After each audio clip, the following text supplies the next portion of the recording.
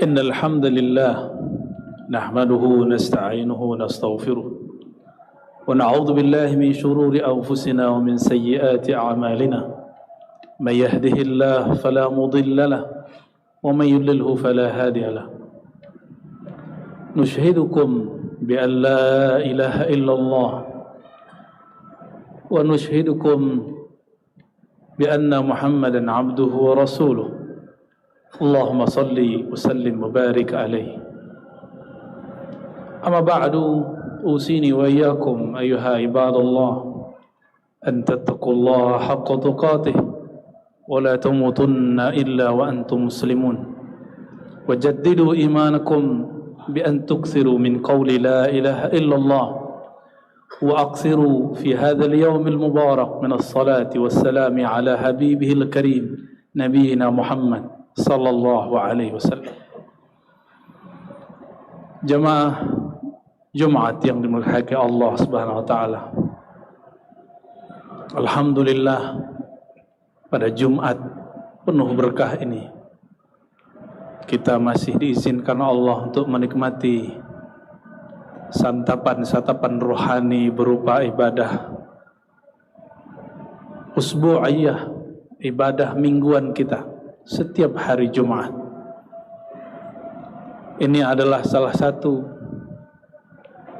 reuninya para arwah yang cinta kepada Rasulullah sallallahu alaihi wasallam. Rohani-rohani yang rindu kepadanya. Maka mereka berhari raya di setiap hari Jumat. Oleh karenanya kita bersyukur kepada Allah karena Ia telah memberikan hari ini sebagai hari Aid al-Usbu'iyah, hari raya setiap pekannya. Puji syukur kita sampaikan kepadanya. Tapi syukur ini tidaklah sah kecuali berterima kasih kepada kekasihnya, baginda Nabi Muhammad sallallahu alaihi wasallam. Man lam yashkurin nas lam yashkurillah.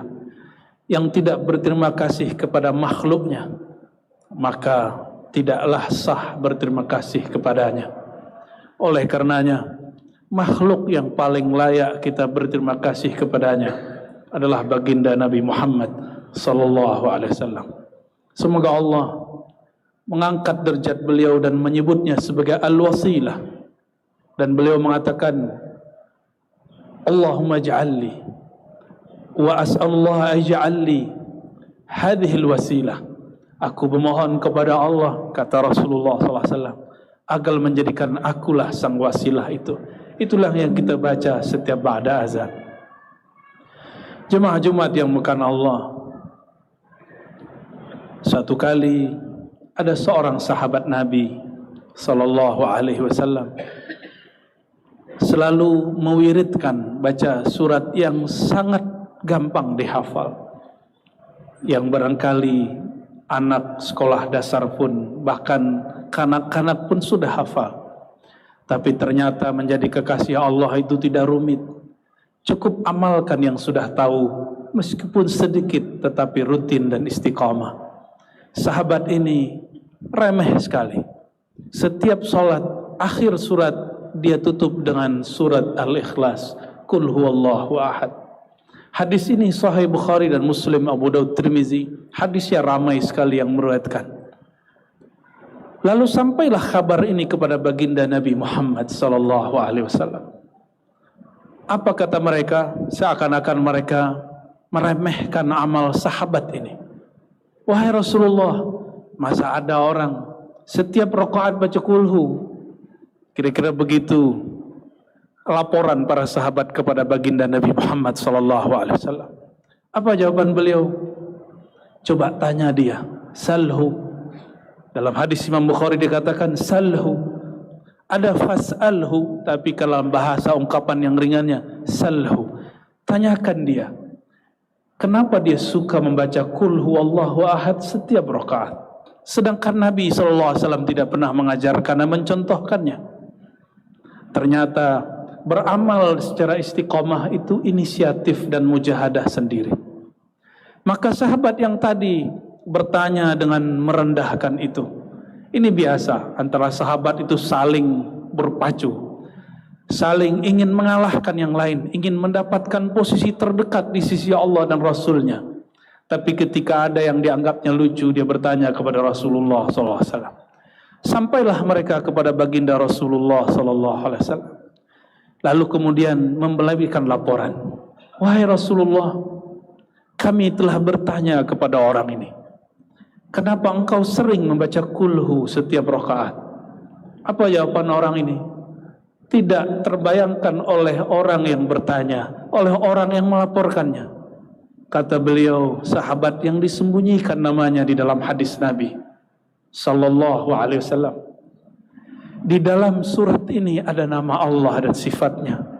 Aku cinta, aku suka mengulang-ulang nama dan sifatnya. Sampailah kalimat ini kepada baginda Rasulullah sallallahu alaihi wasallam. Lalu Rasulullah SAW mengatakan, akhbirhu, sampaikan kepadanya. Karena dia cinta kepada nama dan sifat Allah, Allah juga cinta kepadanya. Itulah hakikat bertasawuf yang ada dalam hidup para sahabat Nabi Muhammad SAW.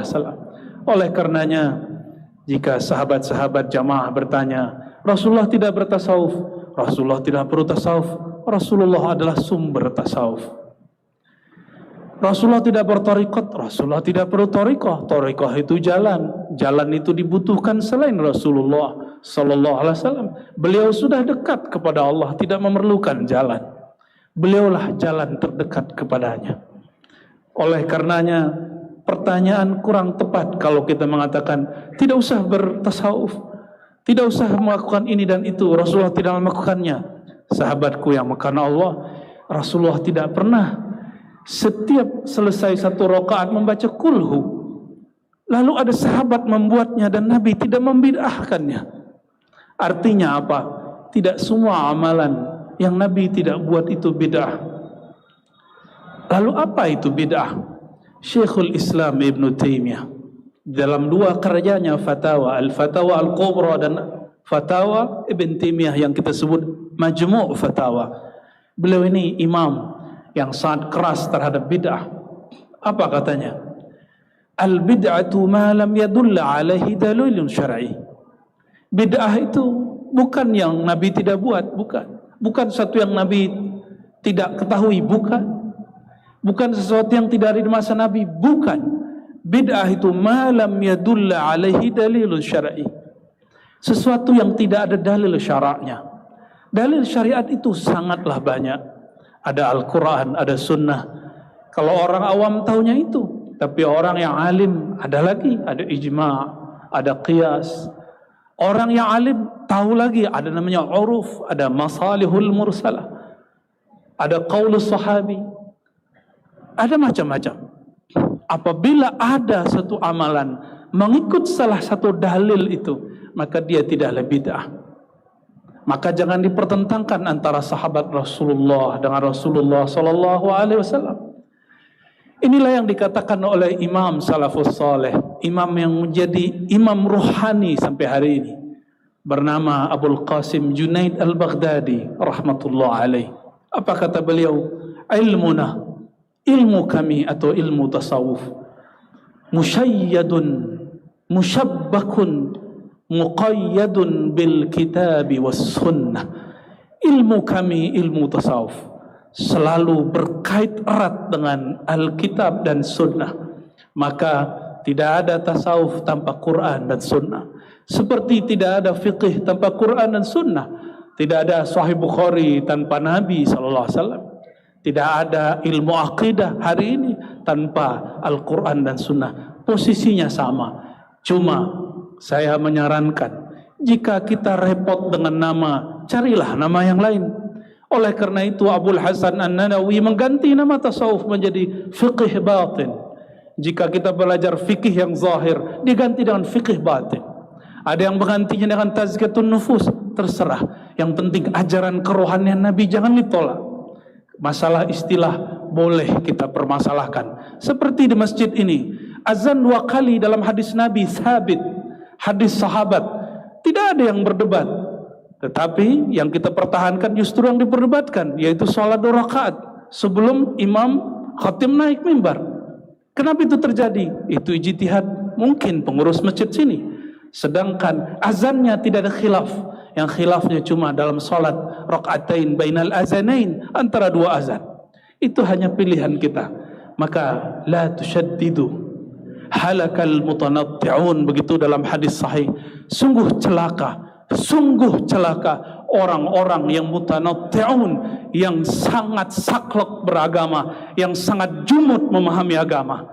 Semoga Allah Subhanahu wa taala memberkahi kita semua. Nasallallahu yubarik lana wa lisairil muslimin, wa nasallallahu al-ghaffar ayaghfirana, wa nasallallahu sattar ayasturana, wa nasallallahu يسترنا والمسلمين وأن ينصرنا والمجاهدين واستغفروا أيها التائبون إنه كان غفارا.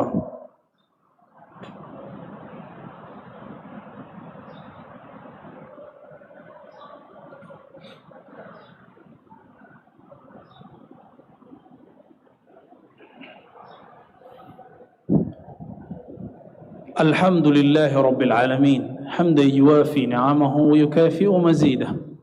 أشهد أن لا إله إلا الله وأشهد أن محمدا عبده ورسوله. اللهم صل وسلم وبارك على نبينا محمد. أشهد أن لا إله إلا الله وأشهد أن محمدا عبده ورسوله. نشهده شهادة ظاهرة وباطنة.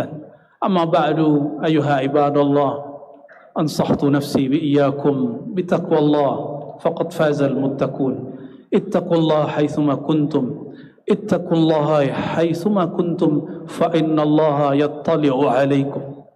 وأكثروا من الصلاة والسلام على حبيبه الكريم، فإن الصلاة معروضة عليه في هذا اليوم المبارك، كما قال صلى الله عليه وسلم حينما سئل: يا رسول الله كيف تعرض عليك وقد أرمت؟ وقال: إن الله حرم على الأرض أن تأكل أجساد الأنبياء. إن الله ملائكته يصلون على النبي يا أيها الذين آمنوا صلوا عليه وسلموا تسليما. اللهم صل على حبيبك نبيك محمد صلى الله عليه وسلم. اللهم صل وسلم وبارك على نبينا محمد وعلى آله وأصحابه ولبيته وذريته أجمعين، وبارك عليه وعلى آله ولبيته وذريته أجمعين في العالمين إنك حميد مجيد. اللهم اغفر للمؤمنين والمؤمنات والمسلمين والمسلمات الأحياء منهم والأموات، وتابع بيننا وبينهم بالخيرات. رب اغفر وارحم وأنت خير الراحمين.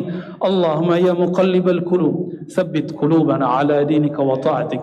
اللهم أعنا على ذكرك وشكرك وحسن عبادتك.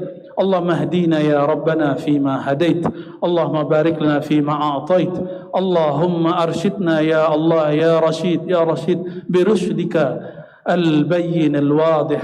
اللهم يا الله بحق نبينا محمد صلى الله عليه وسلم فاشفعنا في الدارين، وارزقنا رؤيتك ورؤية نبيك محمد صلى الله عليه وسلم.